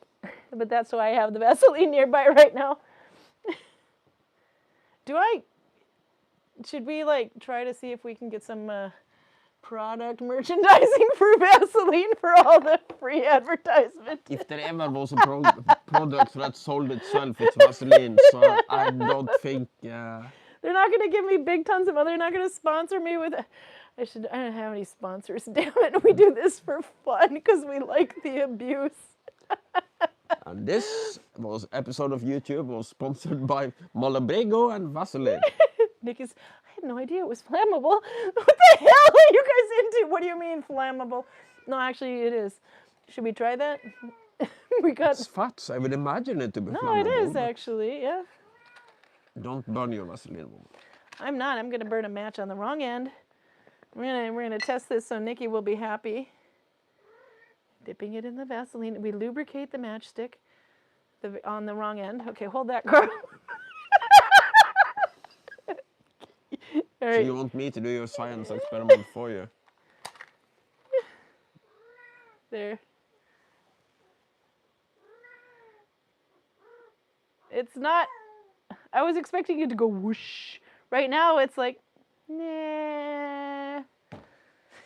It wouldn't go whoosh, but it would act like styrene, I assume. Wax? Yeah. Yeah, I'll take the candle here. I mean, eventually the damn thing's going to burn anyways. Fire to it underneath the Vaseline and see what happens. Oh, there it went. There you are. Are we pleased now? Are you not entertained? We're conducting science. It's right, Nalbinding and Vaseline today. Don't forget the Malabrigo yarn. Pisces is extremely nice this time of year. By the way, when I walked outside kids are with Pisces. microphone, Yeah? if somebody heard me mumbling and cursing to myself, it was because the Swedish meatball container, I didn't put it far enough in on the bench. So this cream-colored little moron pushed it down on the floor. So when I was outside smoking, as soon as I came in, I go, okay, I have to deal with the floor. So I might have said some bad words. I thought maybe you were peeing outside and then you were talking about Swedish meatballs. And it took me a minute to realize you were talking about these Swedish meatballs. Although it does not say Sweden on here anywhere. I just want you to know. No, but... And it says traditional meatballs. But yeah, they have the lingen in the flipping picture, so why not? Because if you're trying to sell a product in Norway and you put Swedish anywhere on it won't sell. Whoa, revelation, not in tail. Yeah, oh yeah, you don't know that one. That's a nice little trick. Because everybody who needle binds, within probably the first, I don't know, 2 projects, will have an incident where they attach the yarn to the wrong end, especially when it's like at about this height. But I have about this much yarn to go, so yeah, no, if you put a little knot on the end of it, you can weave it in right away, but I like to do 1 or 2 rows before I weave the sucker in. Otherwise I end up creating loops that weren't there and mixing it up. So, but yeah, you can put a little knot on the end because you'll go to splice your yarn and you'll be like, what the fuck is this? And then you're like, oh. Hey. Anyway, what's my favorite balls, Swedish or traditional? No, let's not go with my. He did say your. What's your favorite balls, Swedish or traditional? Well, I know you've tried traditional. I don't know if you have tried Swedish. Maybe I have, maybe I haven't.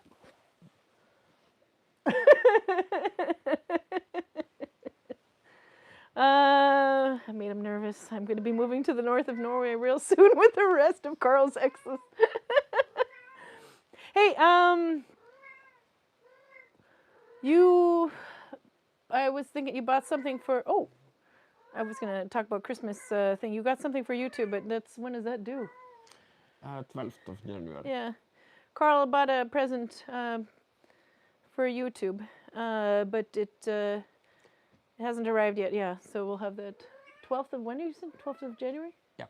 Yeah. So I'm curious. He didn't tell me what it is, so I don't know. UPS package tracing, it should be out at about the 12th of January. So I'm excited to see what Carl bought everybody a Christmas present. I think it's everybody, but I don't know. He said I got it for YouTube, so. Well, it's mostly for you, but That's because I'm the only representation of YouTube on this side of the. I think you might like it. Is that but a at present? least you're going to have some kind of reaction. So you might have a YouTube unboxing in 2 weeks. Not for children? I don't know. You can. Okay, anyway, I'm excited about this.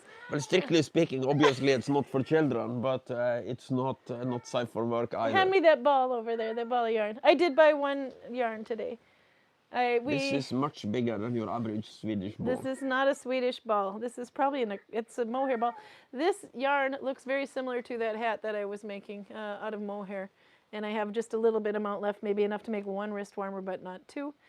So today we stopped in the secondhand shop because my pot broke.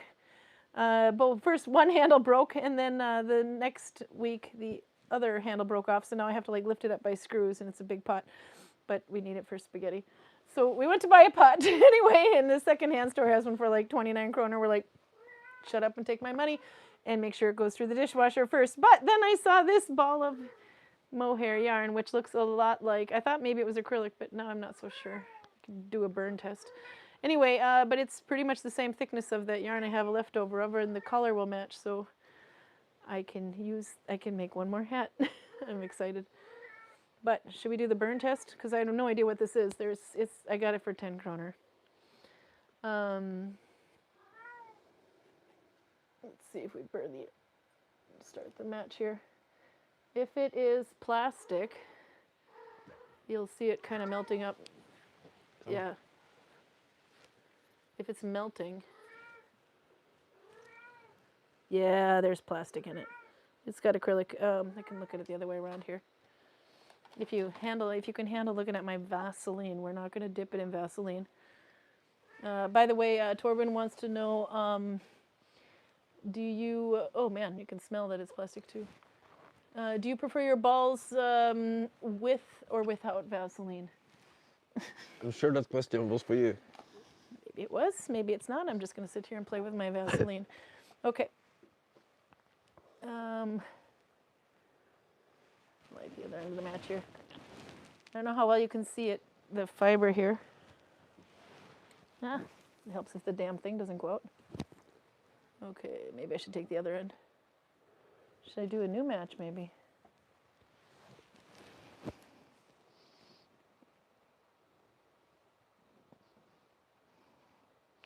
Wool will go out, but this just keeps on burning.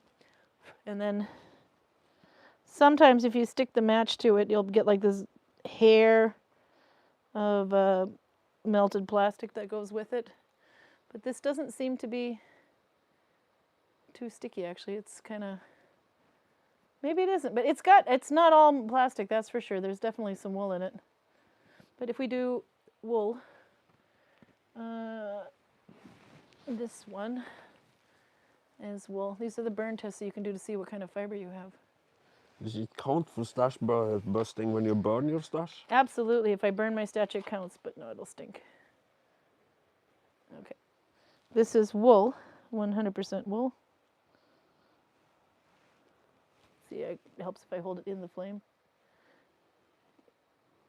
Oh, it's not putting itself out, though. That is kind of, but the other one would have probably just happily kept on going. But you can see there's no, it's not trying to make that cord. Don't smoke your own stash, says Torben. No, there you go, and it just kind of smolders into, I can't put the camera down anymore, but into dust. So let's do this one more time. Maybe, I don't know, this one felt a little bit on the, let's see, nail clippers, because I don't have scissors. Which, by the way, if you're worried about taking scissors on a plane, nail clippers, or if you just want to travel light.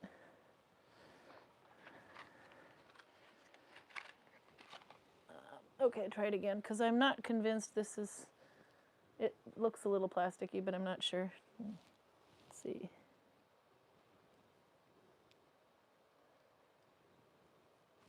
It definitely wants to keep on burning. And then, but it doesn't do the sticky thing. No, and it just breaks off into pieces. This might actually be wool. Maybe it's the fuzz on it that makes it burn a little bit longer compared to the other one. But maybe this is mohair, or not, well, not mohair, but mohairish, but wool. Because there's no plastic. Let's see, let's try. I'm burning everything. Okay, then there's this one. This one I think might have a bit of plastic in it. Let's see. One more burn here. It's starting to stink.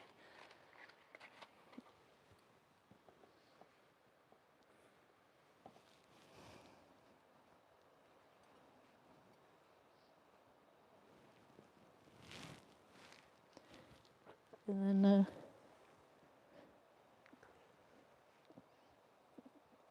nope, this is wool. Okay, I have no idea. We need a plastic yarn to try this on. But anyway, if it was plastic, it would be like, it would start looking like threads of plastic. Smoking candy next week. Dry brushing equals no Vaseline, says Torben. No, you don't want to use any Vaseline if you're dry brushing on your Warhammer. No, okay, but if it was plastic anyway, you get these like long threads of plastic. So, okay, so I'm going to actually assume that this is the same yarn that I have a little left over. Can you hand me that basket, Carl?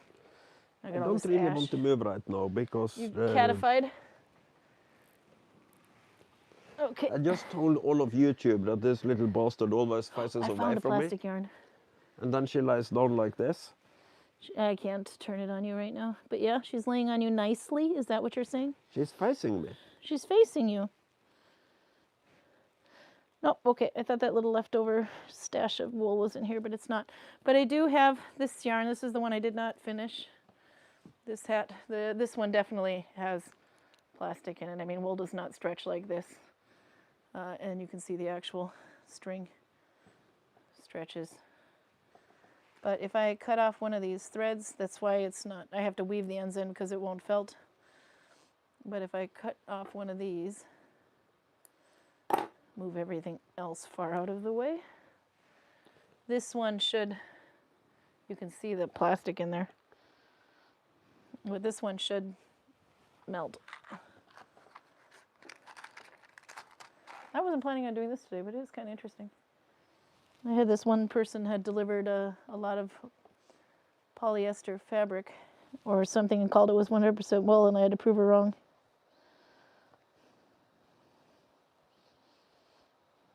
It's still burning.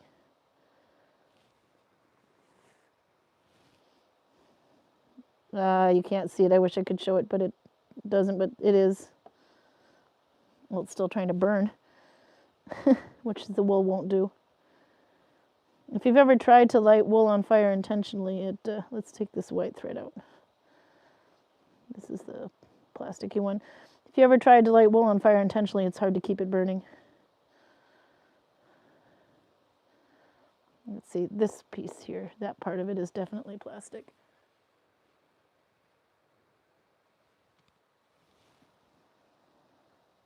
But yeah. Okay, well, no, I still don't get, yeah, there's a little string there. But anyway, you saw how fast that one lit. That's wool won't burn like that. Trying to work out what fiber I am spinning. It's a mystery fiber, probably Coriadale. Cotton will tend to turn ash. Yeah, cotton and linen are a little bit harder to tell each other apart from the burn test. But yeah, that one will make just ash almost immediately because it's a plant fiber. Cotton burns but needs help in the long run. Well, the wick of a candle, for example, would obviously be cotton, but it's also waxed cotton. But as long as it sits in the wax, it won't burn very quickly. But anyway, that's one way of telling if you've got a polyester fiber in there. For one is how well does it burn. And okay, anyhow.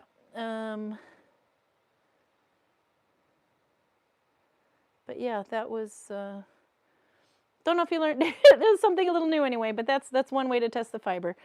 But the obvious thing is your wool should not stretch like that either. But okay, I'm very happy to hear that this is probably the same yarn. It's the same thickness, it's the same appearance of it. I know they make that color. And the other one I had was a multicolor, different shades of gray. But I'm pretty sure it's the same thickness anyway. So I was happy to see my one little 10 kroner ball of yarn that will make it enough definitely to make one more hat. And I'll probably spiral the one in the top. Maybe I'll do that. No, I can't do it in Dalby. I was going to say maybe I'll do it for next week, but I'm not going to use Dalby stitch with this. It'll be too tight, too dense. Okay. Wah! Gimbal. See, Roger said something interesting, and then my gimbal decided it didn't want to play. Nope. Power ran out. How long have we been on? Oh, we've been on for almost 2 hours. No, 1.5. Okay, we'll hold it like this. And we'll look at Carl and his little goblin there. Well, that's doing weird things to my screen. Okay. All right, assuming linen smells like linen when you burn it, yeah. It's a plant type. I have to look that one up to find out exactly because they both make a pretty good ash anyway. But the big one is if it's got a plastic fiber in it, well, it'll have like these little melted threads, and it will burn much quicker than wool, because wool is a natural fiber. It doesn't burn as well. That's why they tell you actually if you're going to buy PJs for kids, etc., or long underwear, for example, use real wool. Don't use the ones with the plastic in it. Campfires and whatever. Let's see. Roger said, okay, I'll read up a little bit here. Roger said, archaeologists in the year 3000 confirmed that early humans discovered fire in January 2026 in Norway. It's true. We found fire. So it's about right. Yep. Yeah, and wool smells like burnt hair. So we had an excess of wool in the village, and every year we get new wool. It's the same type of wool as the sheep that we have, Norwegian spell sow. But we like to use it, have all our Vikings use it and make things with it.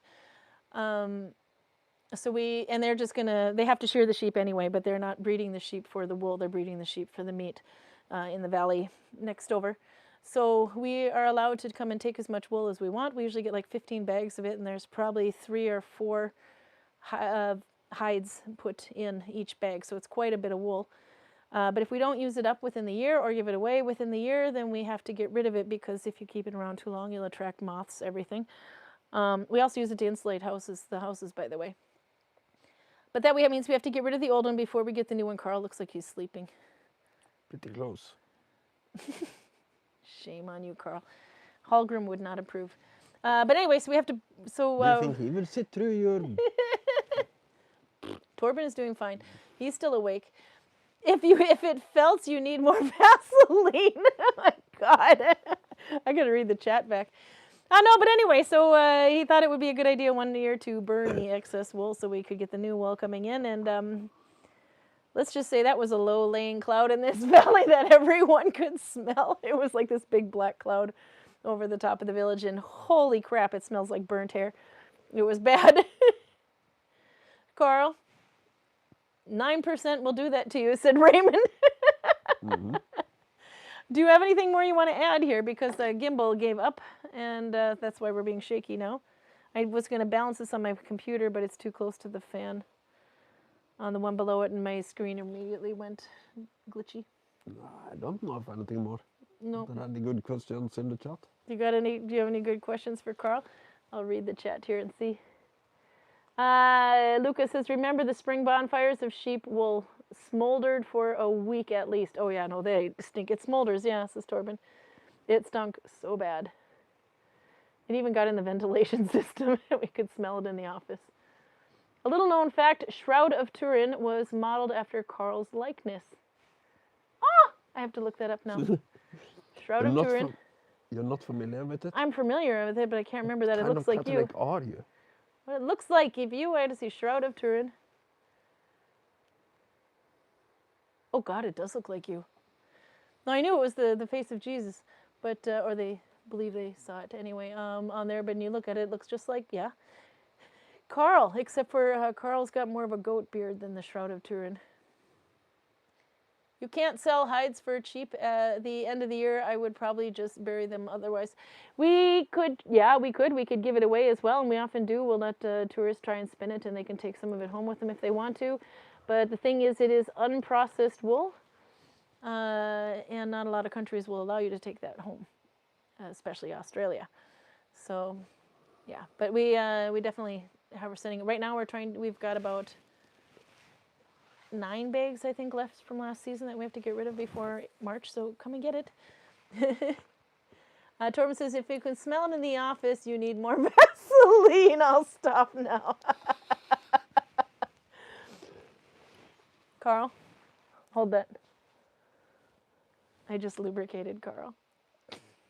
Why do you want me to hold your Vaseline, woman? So I could tell everyone I lubricated you.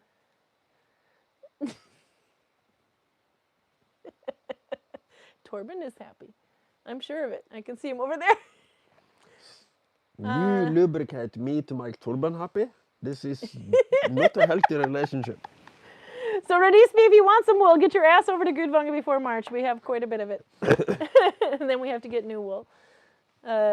Nikki says, I have to repack the car. It's crazy. We have so much stuff. Oh my God. I can imagine. Nope. Anyway, so hopefully your stash busting went better than mine. I have space on the wall. I even tried to get my kids to restock the wall. I thought that would be fun. They could like paint the wall with more skeins of yarn that I have in a bin over there. Nope, they didn't want to do it. But look at the big gap that my kid took with me. So anyway, does that count? Did I win? No, I failed. I did, but the important part is we tried, and we'll try it again. Torben says, "What do you do with the stir balls when the pot runs out of paint?" Huh? What do you do with the stir balls when the pots run out of paint?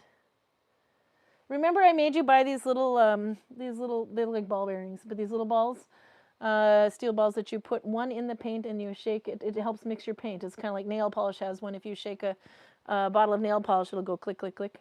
But when you shake a little pot of Citadel paint, it doesn't. There's no ball in it, so you can put one in there because the ball shaking around in there mixes your paint for you. So it doesn't settle, and you get like this watery layer at the top and thick layer at the bottom. I assume you recycle them. We haven't needed to because Carl has a lot of balls, but a lot of little metal balls. Anyway, but you could soak them in acetone, in nail polish remover, and reuse them. You made me buy them as well, said Torben. See, we have more influence than we think. Now, at some point, Citadel... You do. They're important. You need the balls.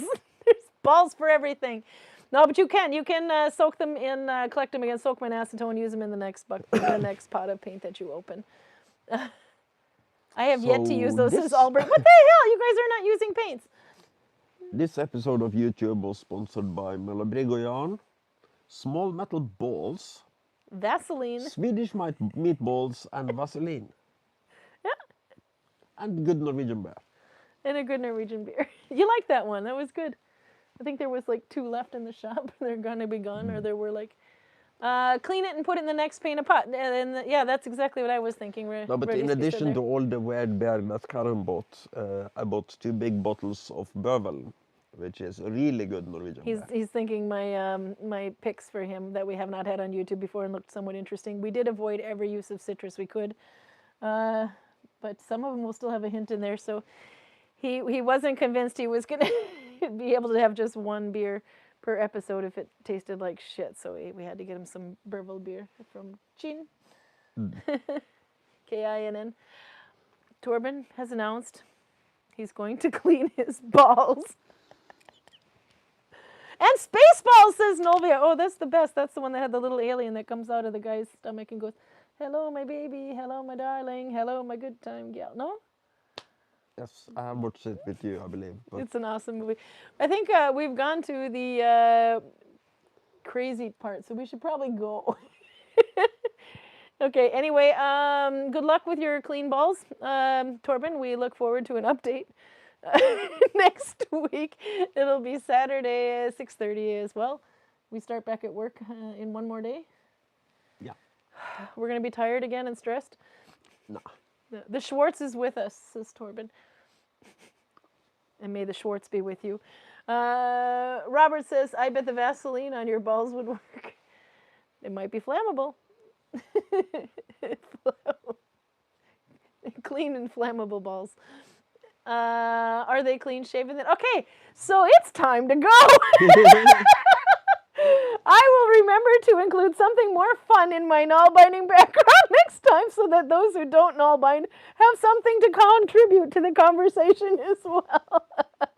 Not for kids, says Raymond. He's been yelling that a lot lately. Yeah, no, he's good. He knows exactly. He's got it on. He's got the stitch of the month, the color of the month, and not for kids, all on a hotkey, I'm convinced. You just like F something and it's like, poof, not for kids. Okay, but anyway, we'll see you next Saturday. Carl will be awake, I promise. Stay lubricated. Okay, bye-bye. Not for